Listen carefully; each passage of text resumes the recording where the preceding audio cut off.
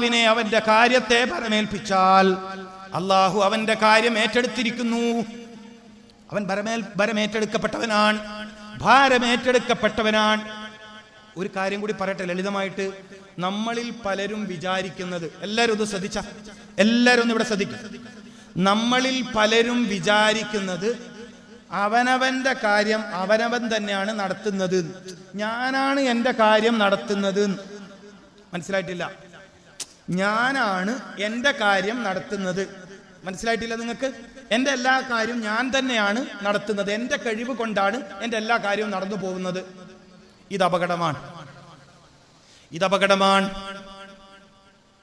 ഞാനല്ല എൻ്റെ കാര്യം നടത്തുന്നത്. അതുകൊണ്ടല്ലേ മഹത്തുക്കൾ പഠിപ്പിച്ചത് ലാ ഹൗല വലാ ഖുവത ഇല്ലാ ബില്ലാഹിൽ അലിയിൽ അലീം.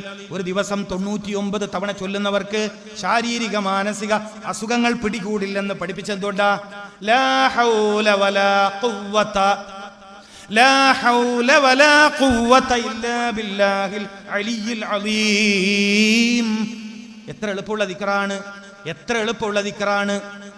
മനസ്സിനെ ശാന്തമാക്കുന്ന ദിക്ർ, ഹൃദയത്തിന്റെ പ്രവർത്തനത്തെ, റിതം ഓഫ് ഹാർട്ട്, ഹൃദയത്തിന്റെ താളം, റിതം ഓഫ് ഹാർട്ട്, ഹൃദയത്തിന്റെ താളത്തെ കൃത്യമാക്കുന്ന, ഹൃദയത്തിന്റെ താളത്തെ കൃത്യമാക്കുന്ന ദുആ ലാ ഹൗല വലാ ഖുവത.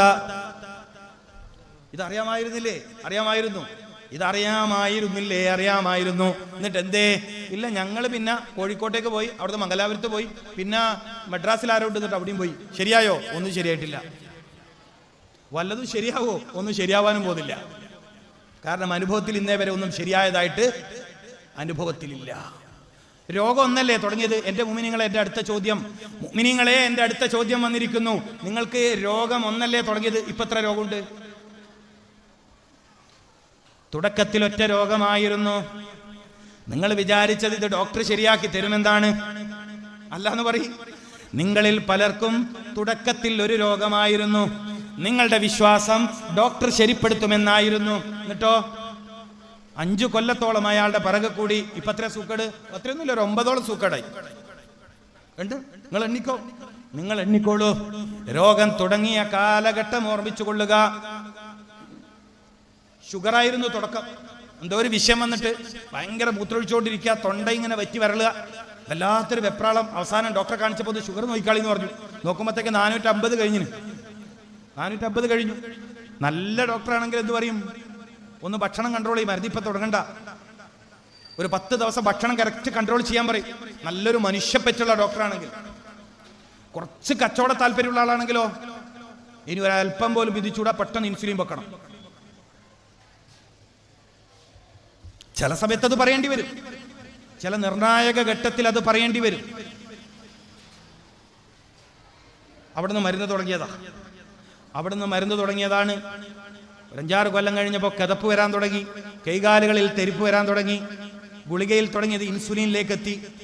ഇൻസുലിൻ 5, 10, 12 തുടങ്ങിയത് 30 അടിക്കാൻ തുടങ്ങി. രാവിലെ 30, ഉച്ചക്ക് 35, രാത്രി 25. മാറ്റമൊന്നുമില്ല. ഓരോ തവണ കുത്തിക്കയറുന്നതിനനുസരിച്ചും ഈ ശരീരത്തിൽ മരവിപ്പ് വരാൻ തുടങ്ങി, കല്ലിപ്പ് വരാൻ തുടങ്ങി, രക്തോട്ടം കുറയാൻ തുടങ്ങി, ഹാർട്ടിന്റെ പിടിപ്പ് കുറയാൻ തുടങ്ങി, കിഡ്നിയുടെ പ്രവർത്തനം താറുമാറാവാൻ തുടങ്ങി. അപ്പൊ നെഫ്രോളജിയെ കാണിക്കാൻ പറഞ്ഞു. ഇതൊക്കെ നിങ്ങൾക്കറിയുന്ന കാര്യമാണ് ഞാൻ ഈ പറയുന്നത്, നിങ്ങൾക്കറിയാവുന്ന കാര്യമാണ് പറയുന്നത്. പലരും എത്ര മരുന്നാ കുടിക്കുന്നത്? 18-20ഓളം മരുന്ന് കുടിക്കുന്ന ആളുകൾ, 18 മുതൽ 20 വരെ മരുന്ന്. അള്ളാഹുവേ, ഇത്തരം ദുരവസ്ഥകളെ തൊട്ട് ഞങ്ങൾ എല്ലാവരും കാത്തുരക്ഷിക്കണേ അല്ലാ. തൊട്ടതിനും എടുത്തതിനും വെച്ചതിനൊക്കെ മരുന്ന് കുടിക്കേണ്ടി വരുന്ന അവസ്ഥകളെ തൊട്ട് ഞങ്ങളത് കാക്കണേ അല്ലാ. ഞങ്ങൾ അറിവില്ലായ്മ കൊണ്ടും ശ്രദ്ധയില്ലായ്മ കൊണ്ടും ഞങ്ങൾ രോഗികളായി, ഞങ്ങൾ വല്ലാത്ത പ്രയാസത്തിലാണ്. നീ ശിഫ നൽകണേ അല്ലാ, ശിഫ നൽകണേ അല്ലാ. ബിനൂരി മുഹമ്മദിൻ മുസ്തഫ സല്ലല്ലാഹു അലൈഹി വസല്ലം. അപ്പോൾ ഞാൻ പറഞ്ഞത് എന്താ വിഷയം? നമുക്ക് മനസ്സിന് സ്വസ്ഥതയില്ലാത്തതാണ് രോഗങ്ങൾ പലതും ശിഫയാവാത്തത്. മനസ്സിന് സ്വസ്ഥതയില്ലാതാവാൻ കാരണം എൻ്റെ എല്ലാ കാര്യവും ഞാൻ തന്നെയാണ് ചെയ്യുന്നത് എന്ന തോന്നലാണ്. എൻ്റെ എല്ലാ കാര്യവും ഞാൻ തന്നെയാണ് ചെയ്യുന്നത്, എൻ്റെ റബ്ബ് ഞാനാണെന്ന തോന്നല്. പാടില്ല. എന്റെ റബ്ബ് ഞാനാണെന്ന തോന്നൽ നമ്മളിൽ പലരിലും വന്നിട്ടുണ്ട്. ഇലാഹ് നീ തന്നെയാണ്, ഖാലിഖ് നീ തന്നെയാണ്. ഈ പ്രയോഗം ശ്രദ്ധിക്കണേ, ഇതൊക്കെ നന്നായി പഠിച്ച ഉപകാരപ്പെടുന്ന ഇൽമാണ്. ഇലാഹ് നീ തന്നെയാണ്, ഖാലിഖ് നീ തന്നെയാണ്, പക്ഷെ റബ്ബ് ഞാനാണ്. അതിന്റെ അർത്ഥം മനസ്സിലായിട്ടില്ല. നിങ്ങൾക്ക് ഇതിന്റെ അർത്ഥം മനസ്സിലായിട്ടില്ല. ഇലാഹ് നീ തന്നെയാണ്, അതുകൊണ്ട് നിസ്കാരവും നോമ്പ് ഹജ്ജൊക്കെ നിനക്ക് തന്നെ. ഖാലിഖോ എന്നെ പഠിച്ചതോ നീ തന്നെ, അതുകൊണ്ട് പഠിച്ചോനെ എന്നൊക്കെ വിളിക്കും. പക്ഷെ റബ്ബ് എന്താ അർത്ഥം? പരിപാലനം, ശരീരത്തിന്റെ പരിപാലനം. റബ്ബെന്ന് പറഞ്ഞാൽ അതിന്റെ അർത്ഥം എന്താണ്? പരിപാലനം, പരിപാലിക്കുന്നവൻ, കേടുപാട് തീർക്കുന്നവൻ. അർത്ഥം അങ്ങനെയല്ലേ? ന്യൂനത ഇല്ലാണ്ടാക്കുന്നവൻ. എന്താ റബ്ബിന്റെ അർത്ഥം? ന്യൂനത ഇല്ലാണ്ടാക്കുന്നവൻ. എന്തിന്റെ ന്യൂനത? പറയ്, എന്തിന്റെ ന്യൂനത? വല്ല ഷൈഇനും, വല്ല വസ്തുവിനും ന്യൂനത വന്നു പോയാൽ, കുറവ് വന്നു പോയാൽ, ഒരു രോഗി പഠിക്കേണ്ട വിഷയമാണിത്. വല്ല വസ്തുവിനും ഒരു ന്യൂനത വന്നു പോയാൽ എന്ന് വെച്ചാൽ കണ്ണിന്റെ കാഴ്ച കമ്മിയായാൽ, ചെവിയുടെ കേൾവി കുറഞ്ഞാൽ, ഹൃദയത്തിന്റെ പ്രവർത്തനം കുറഞ്ഞാൽ, കരളിന്റെ പ്രവർത്തനം കുറഞ്ഞാൽ, കിഡ്നിയുടെ പ്രവർത്തനം കുറഞ്ഞാൽ ന്യൂനതയാണ്. അപ്പൊ ന്യൂനത ആരാ പരിഹരിക്കേണ്ടത്? ഒരു വസ്തുവിന്റെ ന്യൂനതയെ ഘട്ടം ഘട്ടമായി പരിഹരിച്ചുകൊണ്ട് അതിന്റെ പരിപൂർണതയിലേക്ക് എത്തിക്കുന്നവൻ എന്നാണ് റബ്ബിന്റെ അർത്ഥം. റബ്ബ് എന്നതിന്റെ അപ്പൊ ഒരു രോഗി അള്ളാഹനെ എന്താ വിളിക്കേണ്ടത്? യാ അല്ലാഹ് വിളിക്കണോ? യാ റബ്ബി എന്ന് വിളിക്കണോ? യാ റബ്ബന, യാ റബ്ബി എന്ന് വിളിക്കണം. ഒരു രോഗി അള്ളാഹുവിനെ ഏറ്റവും കൂടുതൽ വിളിക്കേണ്ടത് റബ്ബന. ആ രൂപത്തിലാണ്. അന്ത റബ്ബി, അന്ത റബ്ബി എന്ന രൂപത്തിലാണ് അള്ളാഹനെ വിളിക്കേണ്ടത്. നീയാണ് എൻ്റെ പരിപാലകൻ, നീയാണ് എൻ്റെ പരിപാലകൻ എന്ന് വെച്ചാൽ അർത്ഥം എൻ്റെ ശരീരത്തിൽ ഇപ്പോഴുള്ള ന്യൂനതകളെ പരിഹരിക്കുകയും അതിനെ പൂർണ്ണസ്തുതിയിലേക്ക് മടക്കി കൊണ്ടുവരികയും ചെയ്യുന്നവൻ നീയാണ്. അന്ത റബ്ബി വഅന അബ്ദുക, അന്ത റബ്ബി വഅന അബ്ദുക. ഈ ബോധം ഒരു മനുഷ്യനിൽ വന്നാൽ അയാളുടെ രോഗം ശിഫയാവാൻ എളുപ്പമാണ്. രോഗം ശിഫയാവാൻ എളുപ്പമാകുന്ന ഒരു വഴിയാണ് പറഞ്ഞത്. അന്ത റബ്ബി വഅന അബ്ദുക, ഞാൻ നിന്റെ അടിമയാണ്, നീ എൻ്റെ രക്ഷിതാവാൻ എന്ന് വെച്ചാൽ അർത്ഥം എന്താ? അതിന്റെ അർത്ഥം എന്താണ്? എൻ്റെ ശരീരത്തിന് പിടികൂടിയ പ്രയാസത്തെ ഘട്ടം ഘട്ടമായി നീക്കിത്തരുന്നവൻ നീയാണ്. അള്ളാഹു അങ്ങനെ ചിന്തിക്കാൻ നമുക്ക് തൗഫീക്ക് തരട്ടെ. അള്ളാഹു അങ്ങനെ ചിന്തിക്കാൻ നമുക്ക് തൗഫീക്ക് നൽകട്ടെ. രോഗം മാറുമോ എന്ന ബേജാർ എന്തുകൊണ്ടാ വരുന്നത്? നമ്മൾ ഇന്ന് കൂടുതലും ചർച്ച ചെയ്യുന്ന ബേജാറിനെ കുറിച്ചാണല്ലോ. ബേജാറ് കൂടുന്നതാണല്ലോ പലർക്കും രോഗം ശിഫയാവാൻ വൈകുന്നത്.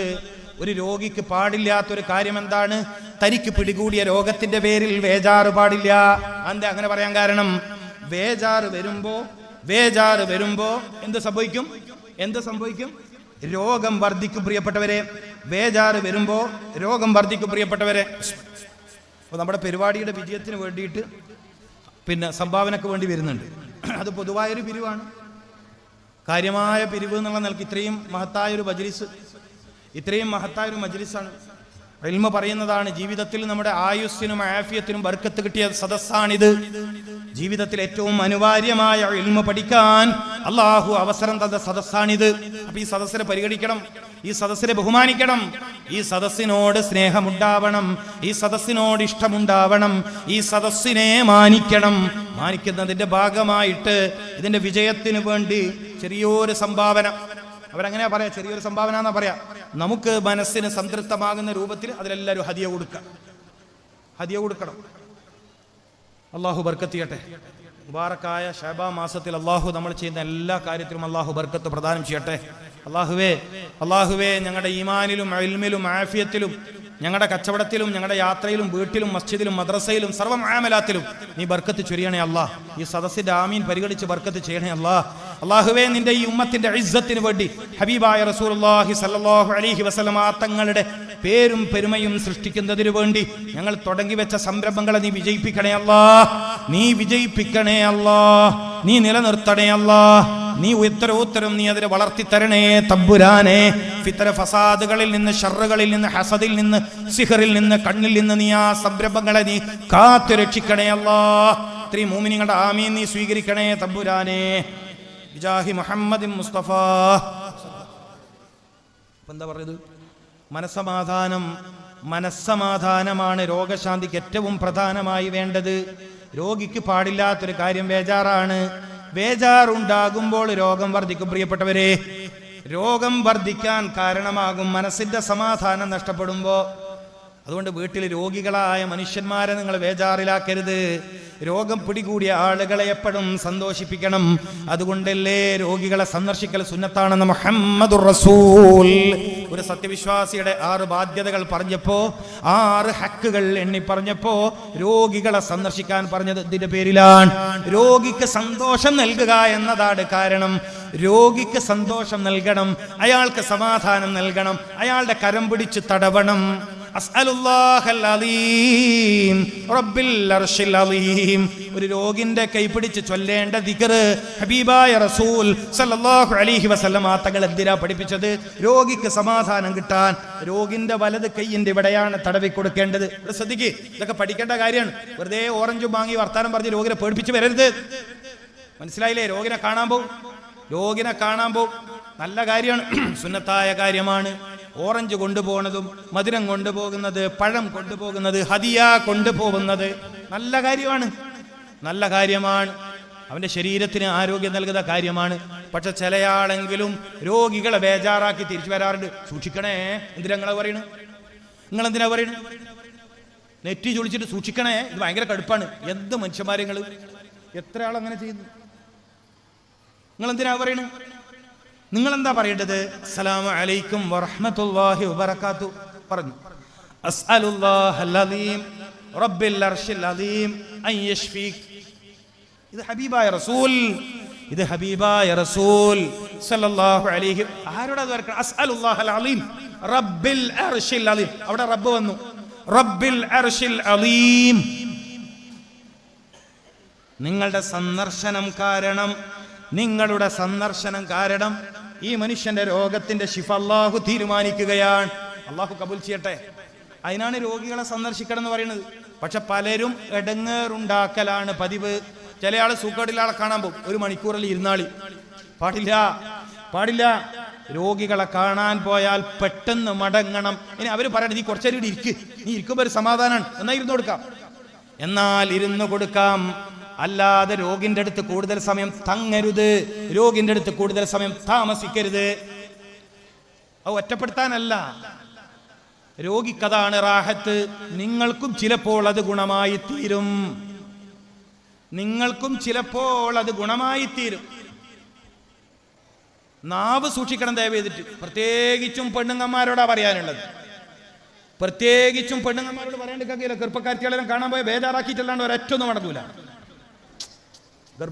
ഗർഭിണികളെ കാണാൻ പോയല്ലേ ഈ പെണ്ണുങ്ങന്മാർ. ഗർഭിണികളെ കാണാൻ പോയാൽ ബേജാറാക്കിയിട്ടല്ലാതെ ഈ പെൺസംഘം മടങ്ങൂല. അല്ലാന്ന് പറയട്ട് ഔ നീ എന്തൊരു ഭാഗ്യവതിയാണെന്ന് ഗർഭിണിയോട് പറഞ്ഞ ഏതെങ്കിലും പെണ്ണുങ്ങൾ ഈ സദസ്സിലിരിക്കുന്നുണ്ടോ? ഉണ്ടോ? നിങ്ങൾ ചോദിച്ചോക്കി. ഇന്ന് രാത്രി പോയിട്ട് നിങ്ങൾ ചോദിക്കും, ഒരു ഗർഭിണിയെ കാണാൻ പോയിട്ട് ഓ നീ എന്തൊരു ഭാഗ്യവതിയാണ്. വിലായത്ത് എന്ന പട്ടം ലഭിച്ചില്ലെങ്കിലും വലിയന്റെ സ്ഥാനമുള്ളവരല്ലേ മൂമിനത്തായ ഗർഭിണി. ആരോടെങ്കിലും പറയൂല. വിലായത്ത് എന്ന പദവി, വിലായത്ത് ഒരു പട്ടമാണ്, ഒരു സനതാണ്. വിലായത്ത് എന്ന പദവി അല്ല കൊടുത്തില്ലെങ്കിലും വലിയന്റെ സ്ഥാനത്താണ് മുഅ്മിനത്തായ ഗർഭിണി. മുസ്ലിമത്തായ ഗർഭിണിയല്ല, എന്റെ പ്രയോഗം ശ്രദ്ധിക്കണം. മുഅ്മിനത്തായ സ്വാലിഹത്തായ ഒരു ഗർഭിണിയ ഏത് സ്റ്റേജിലാണ്? വലിയന്റെ സ്റ്റേജിലാണ്. അവൾ മന്ത്രിച്ചാൽ ശിഫ ഉറപ്പല്ലേ? അവൾ ദുആ ചെയ്താൽ ഇജാബത്ത് ഉറപ്പല്ലേ? അവളുടെ അനുഗ്രഹീത പദവി എത്ര വലുതാണ്. ഇത് പറഞ്ഞ് സന്തോഷിപ്പിച്ച് വരേണ്ടതിന് പകരം അല്ല പാത്തു നീ അറിഞ്ഞിട്ടില്ലേ കഴിഞ്ഞ ആഴ്ച മറ്റേ പെണ്ണ് പെറാൻ പോയിട്ട് ചോര വാർന്ന് മരിച്ചത്, അടുത്ത മാസം പ്രസവിക്കാൻ പോണ്ട പെണ്ണാൻ ഇഞ്ഞടെ കാണിച്ചിനി ആർദല്ലേ ഒരു പെണ്ണ് കഴിഞ്ഞ ആഴ്ച മരിച്ച്. ഓ പിന്നെ ഈ കുട്ടിന്റെ ബേജാറ് പറയണോ? ഇതില്ല നീ സ്ത്രീകൾ പറയട്ടെ, ജലീൽ ദാരിമി വെറുതെ തമാശ പറയുന്നതാണ് പറയട്ടെ. പോകുന്നത് തന്നെ ബേജാറാക്കാൻ. ഗർഭിണിയോട് എന്താ പറയേണ്ടത്? ഹൗ നീ എന്ത് ഭാഗ്യവതിയാണ്, നീ എത്ര. ചില ഗർഭിണികളെല്ലാം അവിടെ വരും, ദ്വാരക്കണേ. ഞാൻ പറയും ഞാൻ ദ്വാരക്കൂല, നിങ്ങൾക്ക് ഞാൻ ദ്വാരക്കേ, നിങ്ങൾ എനിക്ക് വേണ്ടി ദ്വാരക്കി. ഗർഭിണിയായ ഭാര്യയുള്ള ഭർത്താവ് എത്ര ഭാഗ്യവാനാണ്. കാരണം വലിയ റഹ്മത്തല്ലേ 9 മാസം. അതുകൊണ്ടല്ലേ നല്ലോണം പെറുന്ന പണ്ടക്കെട്ടണം എന്ന് പറഞ്ഞിനി. മനസ്സിലായില്ല? അത് പറഞ്ഞത് ഇതില്ല. കൂടുതൽ പ്രസവിക്കുന്ന സ്ത്രീയെ എന്തായാലും പറയാ വലൂദ്, എന്താ പറയാ, തസവ്വുജുൽ വലൂദ്. വലൂദ് എന്ന് പറഞ്ഞാൽ നല്ലോണം പ്രസവിക്കുന്ന പെണ്ണെ കെട്ടണം. എന്തുകൊണ്ട്? ഓക്ക് 2 ഗുണമാണ്. ഓക്ക് 2 ഗുണമാണ്. ഒന്ന്, വല്ലാത്ത സ്നേഹം നിറഞ്ഞു നിൽക്കുന്ന പെണ്ണായിരിക്കും. മവദ്ദത്തെ അള്ളാഹു തൗഫീഖ്. അതുകൊണ്ട് കെട്ടാൻ ബാക്കിയുള്ള ചെറുപ്പക്കാര് ആരെങ്കിലും ബാല്യക്കാരുണ്ടെങ്കിൽ കെട്ടുന്നതിന് മുമ്പ് ഈ കാര്യം കൂടി ഏത് നല്ലോണം പ്രസവിക്കോന്ന് ചോദിക്കുന്ന നല്ലതാണ്. എന്നാ പെണ്ണ കിട്ടി തന്നെ, എന്നാ പിന്നെ പെണ്ണ കിട്ടി തന്നെ. അപ്പുറം ബബുളർക്ക് തോന്നുന്നുണ്ട് ഉസ്താദിന് ഇത് പറയല്ലേ വേണ്ടു അല്ലേ, ഇതിന്റെ അടങ്ങാറ് വെച്ച് ഞമ്മയല്ലേ സഹിക്കേണ്ടത്. ജീവിതത്തിൽ ഒരു പെൺകുട്ടി ഏറ്റവും അനുഗ്രഹീതമാവുന്നത് ഗർഭകാലത്താണ്. ഇതിൻ്റെ എല്ലാം മഹത്വവും ഇതിന്റെ ഗുണവും അറിഞ്ഞാല്, ഇതിന്റെ മഹത്വവും ഇതിന്റെ ഗുണം അറിഞ്ഞാല് പിന്നെ സ്ത്രീകൾ പ്രസവിക്കാതിരിക്കാൻ വിടൂല, പ്രസവം നിർത്താനൊന്നും വിടൂല. ആരോഗ്യം നിലനിൽക്കും, സൗന്ദര്യം നിലനിൽക്കും, ദീർഘായുസ്. ആരോഗ്യം, സൗന്ദര്യം, ദീർഘായുസ്. ഇതിനെപ്പുറത്താ വേണ്ട?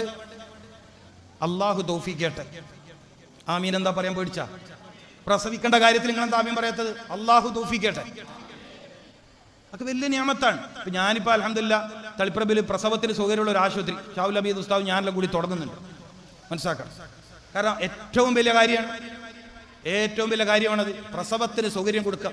ഞാൻ വൈദ്യശാസ്ത്രം പഠിക്കും, മെഡിക്കൽ സയൻസ് പഠിക്കുമ്പോൾ എൻ്റെ ഗുരുനാഥന്മാരിൽ ഒരാൾ പറഞ്ഞൊരു കാര്യമുണ്ട്. ഏറ്റവും നല്ല ഡോക്ടർ 2 രോഗികളെ സഹായിക്കുന്നവരാണ്. ഏറ്റവും നല്ല ഡോക്ടർ 2 രോഗികൾക്ക് ആശ്വാസം നൽകുന്ന ആളാണ്. അപ്പൊ നമ്മൾ ചോദിച്ചു അതേതാണ്?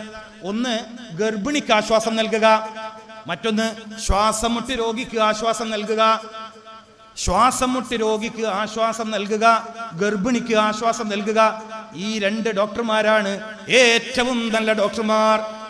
അപ്പൊ നമുക്ക് ആശുപത്രി തുടങ്ങുമ്പോഴത്തേക്കും തൈബ ഫാത്തിമ എന്ന് പേരുള്ള നല്ലൊരു കഴിവുള്ള സ്നേഹനിധിയായ നല്ലൊരു ഡോക്ടറെ കിട്ടി. അന്ന പെണ്ണുങ്ങന്മാർക്കെല്ലാം എന്തോ ഒരു സന്തോഷം. ഇവർ ഇത്രയും കാലം എവിടെയായിരുന്നു ആയിരിക്കും, അങ്ങ് മംഗലാപുരത്ത് തപ്പിക്കൊണ്ടതാണ്. അള്ളാഹു വിജയിപ്പിച്ചേരട്ടെ.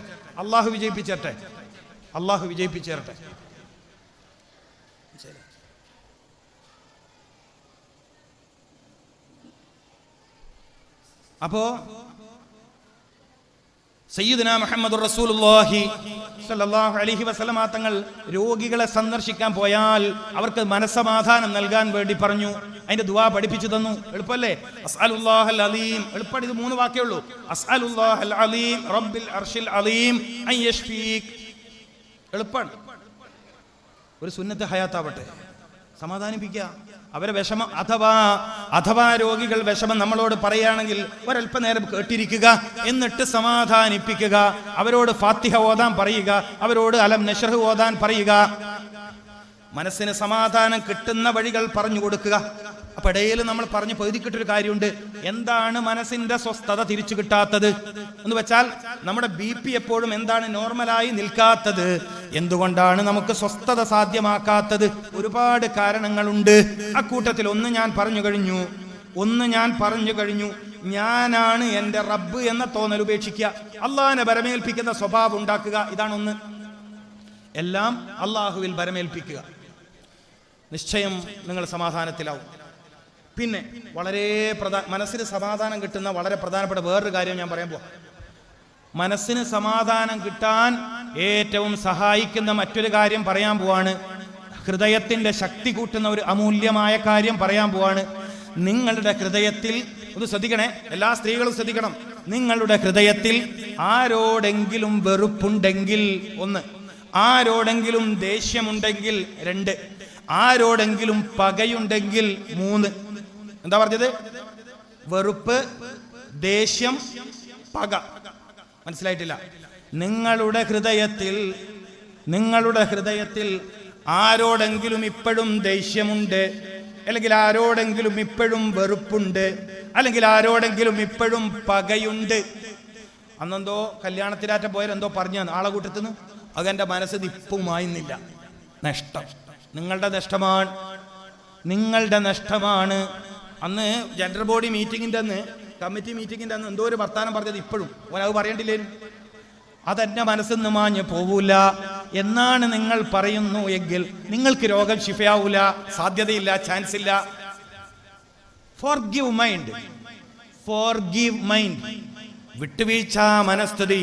ഹബീബായ സയ്യിദുനാ മുഹമ്മദുർ റസൂൽ സല്ലല്ലാഹു അലൈഹി വസല്ലമ തങ്ങളുടെ ഏറ്റവും വലിയ പ്രത്യേകത തന്നോട് തെറ്റ് ചെയ്തവർക്ക് പുറത്തു കൊടുക്കുക, തന്നോട് അപരാധം ചെയ്തവർക്ക് പുറത്തു കൊടുക്കുക, തന്നോട് അനീതി കാണിച്ചവരോട് മാപ്പ് കൊടുക്കുക. അതുകൊണ്ട് ലോകത്ത് ജീവിച്ചവരിൽ ഏറ്റവും ഹൃദയശക്തിയുള്ളയാൾ, ഏറ്റവും ഹൃദയശക്തിയുള്ളയാൾ, ഏറ്റവും വലിയ മനസ്സമാധാനത്തോടെ ജീവിച്ചയാൾ സയ്യിദുനാ മുഹമ്മദുർ റസൂൽ. ഞാൻ ഒരു കാര്യം പറയട്ടെ മുഅ്മിനീങ്ങളെ, ഞാൻ നിങ്ങളുടെ ഓരോരുത്തരുടെയും വ്യക്തി ജീവിതത്തിൽ ഗുണം കിട്ടുന്ന ഒരു വിഷയമാണ് പറയണത്. നിങ്ങളിൽ ഓരോരുത്തരുടെയും വ്യക്തി ജീവിതത്തിൽ ഗുണം കിട്ടുന്ന ഒരു കാര്യമാണ് പറയുന്നത്. ഈ സമയം വരെ, ഈ പ്രസംഗം കേൾക്കുന്ന ഈ സമയം വരെ നിങ്ങളുടെ ഹൃദയത്തിൽ ആരെക്കുറിച്ചെങ്കിലും വെറുപ്പുണ്ടെങ്കിൽ, വിദ്വേഷമുണ്ടെങ്കിൽ, പകയുണ്ടെങ്കിൽ ഈ സദസ്സെന്ന് പിരിയുന്നതിന് മുന്നേ അല്ലാഹുവേ ഞാൻ ആ വ്യക്തിക്ക് മാപ്പ് കൊടുത്തിരിക്കുന്നു എന്ന് പറയാൻ നിങ്ങളുടെ ഹൃദയത്തിന് സൗഭാഗ്യമുണ്ടോ? എന്റെ ചോദ്യം അങ്ങനെയാണ്. നിങ്ങൾക്ക് പറ്റുമോന്നല്ല ഞാൻ ചോദിക്കണത്. നിങ്ങളോട് അനീതി കാണിച്ച മനുഷ്യൻ, നിങ്ങളോട് തെറ്റ് ചെയ്ത മനുഷ്യൻ, നിങ്ങളെ ആക്രമിച്ചയാൾ, നിങ്ങളെ ദ്രോഹിച്ചയാൾ, നിങ്ങളുടെ വഴി മുടക്കിയ മനുഷ്യൻ, നിങ്ങളുടെ കല്യാണത്തിന് ഇടങ്കോല് വെച്ച മനുഷ്യൻ, നിങ്ങളുടെ ഏതോ കച്ചവടം മുടക്കിയ മനുഷ്യൻ, ആ മനുഷ്യനോട് ഈ സദസ്സിൽ നിന്ന് പിരിയുന്നതിന് മുമ്പ് മാപ്പ് കൊടുക്കാൻ മാത്രം സൗഭാഗ്യമുള്ള ഹൃദയമാണോ നിങ്ങളുടേത് എന്നാണ് എൻ്റെ ചോദ്യം. ഇല്ലെങ്കിൽ, ആ ഭാഗ്യം നിങ്ങൾക്കില്ലെങ്കിൽ നിങ്ങളുടെ രോഗം മാറാൻ ചാൻസ് കുറവാണ്. അപ്പൊ അടുത്ത ചോദ്യം, അപ്പൊ സദസ്സിൽ നിന്ന് ഗൗരവമുള്ള ഒരു ചോദ്യം എനിക്ക് വന്നു. അവൻ തെറ്റ് എന്നോട് ചെയ്തിട്ട്, ചോദ്യമാണ്, അവൻ എന്നോട് തെറ്റ് ചെയ്തിട്ട് ഞാൻ ഓനിക്ക് പൊരുത്തപ്പെട്ടു കൊടുക്കാത്തതിന് എന്റെ രോഗം മാറാണ്ടിക്കേ? അതിന്റെ മറുപടി, നിങ്ങളുടെ ഹൃദയത്തിൽ, നിങ്ങൾ ശ്രദ്ധിച്ചോളി, നിങ്ങളുടെ ഹൃദയത്തിൽ ഒരാളോട് വെറുപ്പുണ്ടെങ്കിൽ നിങ്ങൾക്ക് സ്വസ്ഥത ഉണ്ടാവില്ല. അത് ചെറുതാണെങ്കിൽ വലുതാണെങ്കിൽ. ഉദാഹരണത്തിന് ഞാൻ നിങ്ങൾക്ക് വേഗം തിരിയുന്ന ഒരു കഥ പറഞ്ഞ പിള്ളേരുണ്ട്, എന്നാലും പറയാം, വലിയാക്കല്ലേ തിരിയൂന്ന് വിചാരിച്ചിട്ട്. അല്ല, ഭാര്യയും ഭർത്താവും വൈകുന്നേരം എന്തോ പറഞ്ഞ് തെറ്റി. ഇവര് എങ്ങനെയാ രാത്രി കിടക്കുക? ഒന്ന് അങ്ങേക്ക് ഒന്ന് ഇങ്ങേക്ക. ഉറക്കം കിട്ടുമോ? എനക്കാന്നും ഉറക്കം കിട്ടൂല. നിങ്ങളെ കഥ എനക്കറിയില്ല. ഏത് അല്ല, രണ്ടാളും ഒരു സ്ഥലത്തുണ്ട്, ഒന്ന് അങ്ങേ തിരക്കേക്ക് ഒന്ന് ഇങ്ങേ തിരക്കേക്ക. കടന്നു പൂട്ടിയിട്ടുണ്ടാവില്ല. പച്ച മനുഷ്യനാണെങ്കിൽ ഉറക്കം കിട്ടൂല. എന്തേ? സമാധാനമില്ല, സ്വസ്ഥതയില്ല. വെറുതെ ദേഷ്യം പിടിക്കണ്ടായിരുന്നു. മനസ്സിലാകുന്നുണ്ടോ?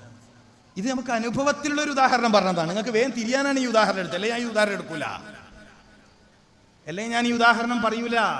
പിന്നെ കരിമ്പാറ പോലത്തെ കല്ലാന്ന് കിടക്കുന്നതിനും ഉറങ്ങും. അതുണ്ട്, അങ്ങനുണ്ട്. മനസ്സിലായില്ലേ? ആഫ്രിക്കൻ ജയിലിലെ പോലീസാക്കേണ്ട ടൈപ്പ് സാധനങ്ങളൊക്കെ ഉണ്ടാവും. അങ്ങനത്തെ ആണെങ്കിൽ പായിന്റെ തല കണ്ടാൽ മതി ഉറങ്ങിയിട്ടുണ്ടാവും. എനിക്ക് വൈകുന്നേരം വിപ്ലവം ഉണ്ടാക്കിയൊന്നും വിഷയമല്ല. വൈകുന്നേരം ഒച്ചപ്പാടുണ്ടാക്കിയ വിഷയമാണോ? ഇശ കഴിഞ്ഞിട്ട് ഒന്നും കൂടി അതിന്റെ ബാക്കി പറഞ്ഞ വിഷയമാണോ? കിടക്കുമ്പോഴത്തേക്ക് കൂർക്കം ബലി കേൾക്കുന്നുണ്ടാവും. വല്ലാത്ത മനുഷ്യൻ. പച്ച മനുഷ്യരില്ലേ, ഖേദവും കൃപയും സാധാരണ മനുഷ്യരെ കുറിച്ചാണ് ഞാൻ പറഞ്ഞത്. ഇത് നിങ്ങളുടെ അനുഭവത്തിലുള്ളതാണ്. സ്വസ്ഥത കിട്ടൂല. ഈ സ്വസ്ഥത മനസ്സിൽ നിന്ന് നീങ്ങണമെങ്കിൽ ഈ ദേശത്തിന്റെയും വാശിയുടെയും പകയുടെയും അതങ്ങ് നീങ്ങണം. അപ്പോഴേ സ്വസ്ഥത വരുള്ളൂ, അപ്പോഴേ സമാധാനം വരുള്ളൂ. ഇതെല്ലാ കാര്യത്തിലും ബാധകമാണ്. തെറ്റ് ചെയ്തവൻ, നമ്മെ ദ്രോഹിച്ചവൻ അവന്റെ വഴിക്ക് പോയി നമ്മൾ അവനോട് പകവെച്ച് നിൽക്കുകയാണെങ്കിൽ, നമ്മൾ അവനോട് വെറുപ്പ് സൂക്ഷിച്ച് നിൽക്കുകയാണെങ്കിൽ അതിന്റെ വേസ്റ്റാണ് നമ്മുടെ ഹൃദയത്തിൽ ഇങ്ങനെ കടന്ന് കളിക്കുക. അതിന്റെ ചിന്തയാണ് നമ്മുടെ മനസ്സിൽ കടന്നു കളിക്കുക. സമാധാനം കിട്ടൂല, സ്വസ്ഥത കിട്ടൂല, റാഹത്ത് കിട്ടൂല. ഭക്ഷണത്തിന്റെ രുചി അറിയാൻ പറ്റുമോ? നിങ്ങൾ ആലോചിക്ക്. നമ്മൾ ഒരാളോട് ദേഷ്യം പിടിച്ച സന്ദർഭത്തിൽ, നിങ്ങളൊന്ന് ശ്രദ്ധിക്ക്, ഇതുകൂടി ശ്രദ്ധിക്ക്. നമ്മൾ ഒരാളോട് നല്ലോണം ദേഷ്യം പിടിച്ച സമയത്താണ് ഭക്ഷണം കഴിക്കുന്നതെങ്കിൽ ഭക്ഷണത്തിന്റെ രുചി അറിയാൻ കഴിയുമോ? ഇല്ല, കഴിയില്ല. സാധാരണ മനുഷ്യർ കഴിയൂല. സാധാരണ മനുഷ്യര് കഴിയൂല. ഈ ഹൃദയത്തിന്റെ പ്രത്യേകത അത് ദിക്റുള്ളയുടെ ഇടമാണ്. അള്ളാന്റെ ദിക്റ്, അള്ളാഹുവിന്റെ ദിക്റിന്റെ ഇടമാണ് ഖൽബ് എന്ന് പറയുന്നത്. അവിടെ അതല്ലാത്ത